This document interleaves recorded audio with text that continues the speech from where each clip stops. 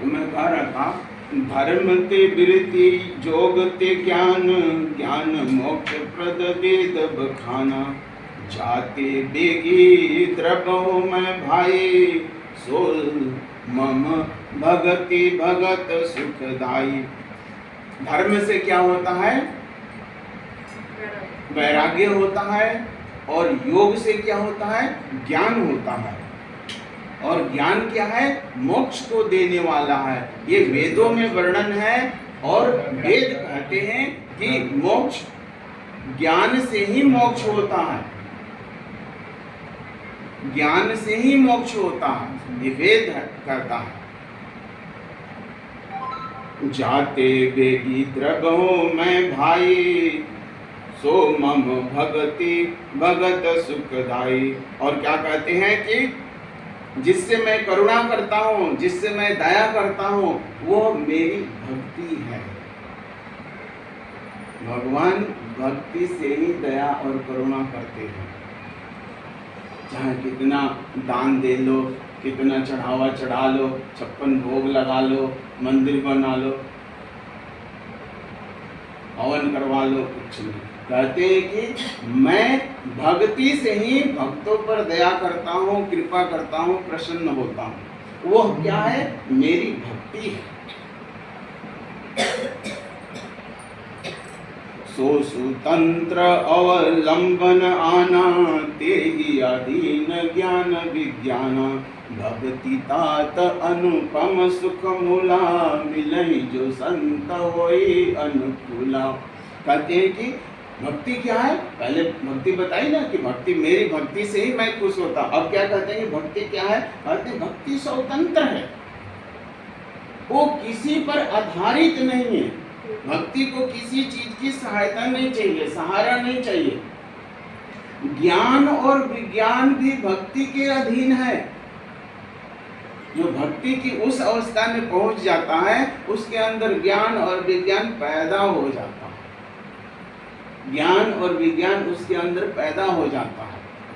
भक्ति किसी पर आधारित नहीं है, इसलिए भक्ति पूर्ण है। भक्ति जो है वो पूर्ण है। यह मानव जीवन क्या है? एक आध्यात्मिक यात्रा है, अपूर्णता से पूर्णता की तरफ, जीव से शिव की तरफ। और यह यात्रा हर मानव को करनी होगी, अनिवार्य है। आज नहीं तो कल करनी पड़ेगी। इसके बिना जीवन अधूरा है। यह यात्रा अपूर्णता से पूर्णता की तरफ से है। तो भक्ति स्वतंत्र है और इसके अधीन ही ज्ञान और विज्ञान इसके अधीन ही आते हैं। भक्ति तात अनुपम सुख मिला, मिले जो संत होई अनुकूला। कहते हैं कि भक्ति जो है सुखों की खान है। सुखों की खान है। सुखों की खान कौन है? वो परमात्मा है। सुखों का मूल तो परमात्मा ही है ना। तो परमात्मा की भक्ति मतलब वो सुखों की खान है। सुख की वहीं से उत्पत्ति होती है, तो सुखों के खान है। भक्ति जो है वो सुख की खान है। अब क्या है? कैसे मिलेंगे? जब संतों के चरणों में हमारी प्रीति होगी। भक्ति की शुरुआत कहाँ से होती है? प्रथम भक्ति संतन कर। जब संतों के चरणों में हमारी प्रीति होगी, श्रद्धा होगी, विश्वास होगा और उनकी वाणी को हम मानेंगे। महत्वपूर्ण है।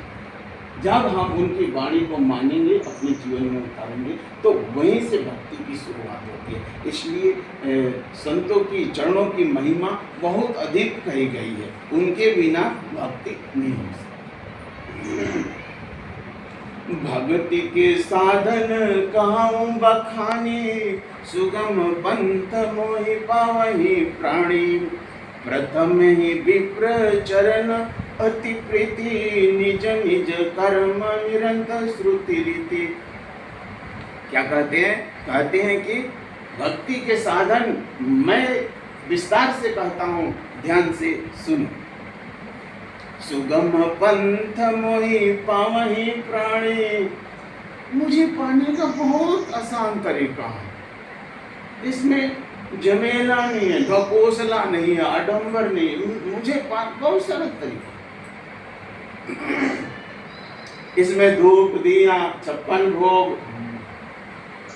किसी की आवश्यकता नहीं, बस ये तन काफी, ये जिसके पास है वो प्राप्त कर सकता है।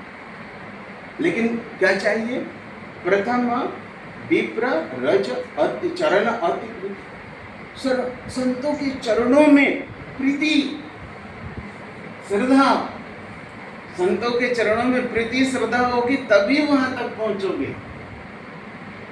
निज निज कर्म निरंतर श्रुति रीति, और कोई ढकोसला नहीं करना है, कोई दिखावा नहीं करना है। संतों के चरणों में प्रीति, और क्या करना है? अपने अपने कर्म को श्रुति रीति से करना है, यानी कि वेद जो कहता है, शास्त्र कहता है, संसार का जो कर्म है ना, वो शास्त्र के अनुसार करता है, कोई दिखावा नहीं। तो शास्त्र क्या करता है कि कर्म में आसक्ति मत करो, निष्काम भाव से कर्म करो, और दूसरों को सुख देने के लिए कर्म करो, तो अपने आप निकल जाओगे, बस कोई झमेल नहीं, बस श्रुति रीति से संसार का काम, पवित्रता से, बेईमानी नहीं, ईमानदारी से। बेईमानी नहीं होनी चाहिए, क्योंकि शास्त्र कहता है अपने धर्म का, अपने कर्तव्य का ईमानदारी से पालन करना, यही श्रुति रीति है। जिसका जो कर्तव्य है, यहाँ कर्तव्य को ही धर्म माना गया है। श्रुति रीति से मेरा भजन करो और श्रुति रीति से कर्म करते चलो, कोई आडंबर की जरूरत नहीं, कुछ नहीं चाहिए। यही कर फल पुण्य विषय विरागा, तब मम धर्म उपजे अनुरागा।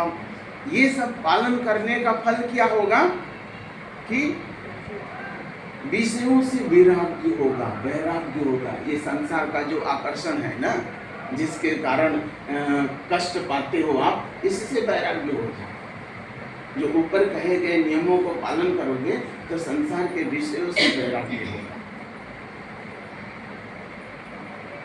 तब मम धर्म उपजी अनुरागा, तब जब विषयों से वैराग्य होगा ना, तब अंदर धर्म, धर्म का मतलब प्रेम, प्रेम परमात्मा के प्रति भक्ति श्रद्धा, और उनके चरणों में प्रीति होगी जब विषयों से वैराग्य हो। ऊपर के नियमों का पालन करने से विषयों से वैराग्य होगा, और जब विषयों से वैराग्य होगा तो कहते हैं कि अंदर धर्म उपजेगा, धर्म का अंकुरण होगा, भक्ति का अंकुरण होगा। तब मम धर्म उपजी अनुरागा, श्रवणादिक नव भक्ति दृढ़ माही, मम लीला रति अति मम माही। कहते हैं कि नवदा जो भक्ति, फिर परमात्मा की भक्ति में, परमात्मा की भक्ति में, परमात्मा का भजन करने में फिर मन लगेगा। जब तक विषयों में फंसे हैं, विषयों के प्रति आकर्षण है, विषयों में रुचि है, तब तक नहीं। और विषयों को भी श्रुति रीति के अनुसार, धर्म के अनुसार, जो गृहस्थ है उनके लिए धर्म के अनुसार कहाँ गया वो करने के लिए, उसमें लोभ लालच मोह नहीं होना चाहिए। संत चरण पंकज अति प्रेमा, मन क्रम वचन भजन दृढ़ नेमा। कहते हैं कि संतों के चरणों में प्रीति प्रेम और मन क्रम वचन भजन दृढ़, मन से, कर्म से और वचन से पक्का होना भजन में। ये नहीं कभी कर लिया, कभी नहीं करा, कभी खाने में लग गए, कभी संसार के भोगों में लग गए, नहीं। कहते हैं, क्या कहते हैं कि संतों के चरणों में प्रीति श्रद्धा हो, और मन से, कर्म से, कर्म के कर्म कर रहे हो तो उसमें भी भगवत भावना रखनी है, ये भगवान का ही ये परमात्मा का ही कर्म है, परमात्मा का, अपना समझ के नहीं करना है, परमात्मा का कर्म कर रहे हैं। और वचन से, जो वचन बोल रहे हैं तो उन्हीं का नाम निकले, मुख से उन्हीं का नाम निकले। भजन दृढ़, और दृढ़ होना चाहिए, भजन में संकल्प होना चाहिए, भजन टूटनी नहीं चाहिए। भोगों में लग गए तो भूल गए। तो दृढ़ संतों के चरणों में श्रद्धा प्रीति और भजन में कठोर रहना, समझौता नहीं, भजन में कोई समझौता नहीं, कठोर, कुछ भी हो जाए भजन छूटना नहीं चाहिए, भूखे रह जाए लेकिन भजन नहीं छूटना चाहिए। ये दृढ़ होना, दृढ़ का मतलब है एकदम संकल्प लेकर के एकदम करना है डेली, जो नियम गुरु के द्वारा बताए गए, वो ये नियम जो गुरु के द्वारा बताए गए। गुरु पितु मातु बंधु पति देवा सब मोहि कह जानी दृढ़ सेवा। अब कहते हैं कि गुरु मुझे ही मानो,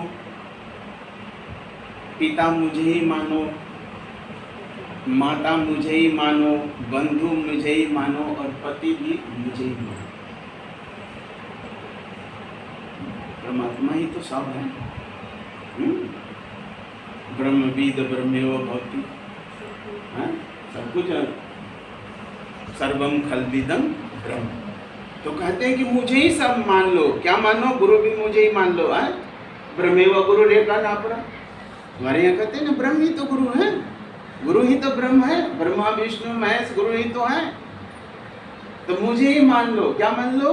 गुरु मान लो, पिता मान लो, माता मान लो, बंधु मान लो, पति मान लो और देवता मान लो, मुझे ही मान लो, अर्थात ब्रह्मा विष्णु गुरु को ही मान लो। तात निरंतर बस में ताके सब मोहि कह जानियो दृढ़ सेवा। ऐसा समझ करके, ऐसा मान करके, दृढ़ संकल्प लेकर के सेवा करो, बस मुक्त हो जाओ। ऐसा समझ करके सेवा करो तो मुक्त। अब क्या होगा? ऐसा करने से क्या होगा? बहुत महत्वपूर्ण बात आ गई। ऐसा करने से क्या होगा? मम गुण गावत पुलक शरीरा गद गद गीरा नयन बह नीरा। जब मेरा गुणगान करोगे, जब मेरा भजन करोगे, ऐसा हो करके, जो पहले बता दिए, ऐसा करके अगर गुणगान मेरा भजन करोगे, मेरा सुमिरन करोगे तो शरीर पुलकित होगा और नैनों से अश्रु बहेंगे। इसका फल आनंद, इसका फल आनंद में डूबना। गद गद गीरा नयन बहनीरा पुलकत शरीरा, शरीर में फुलकन आवेगी और आंसू गिरेंगे नयनों से। इसका फल ये है, जब ऐसा दृढ़ निश्चय हो करके भजन करोगे, सब कुछ मान कर उनको।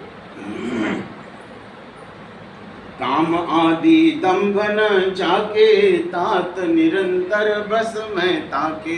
जिनके अंदर काम नहीं है, जैसे भोगों की वासना जिनके अंदर नहीं है, कहते हैं कि मैं तो उनके निरंतर उनके अंदर वास करता हूँ, निवास करता हूँ, उनके अंदर निवास करता हूँ, जिनके अंदर काम नहीं है। तात निरंतर बस में ताके, उसके बस में। वो कहते हैं कि भगवान भगत के बस में है।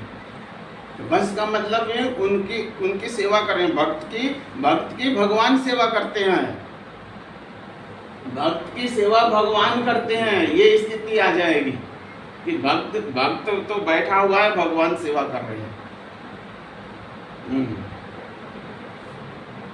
कब होगा? काम आदि दंभ ना, घमंड नहीं, अहंकार नहीं है, काम विषयों में रुचि नहीं है, विषयों में आसक्ति नहीं है। तब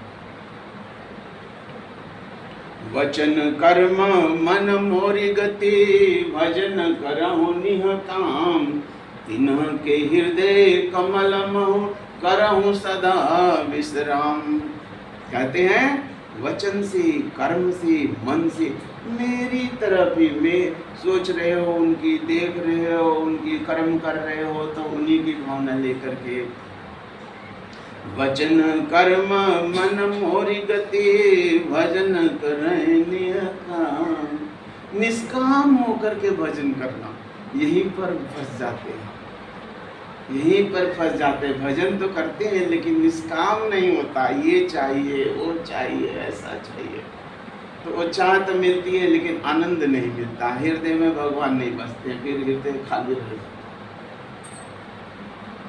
हृदय में क्या बस जाती है? उमा वस्तु, भगवान नहीं होता। तो कहते हैं कि वचन से कर्म से मेरी गति, और भाई निष्काम होकर के बस कोई चाह मत रखो, कोई चाह मत रखो, तब आनंद आएगा। चाह होगा तो आनंद उसकी वो मिल जाएगा, तो कोई चाह नहीं, निष्काम भाव से।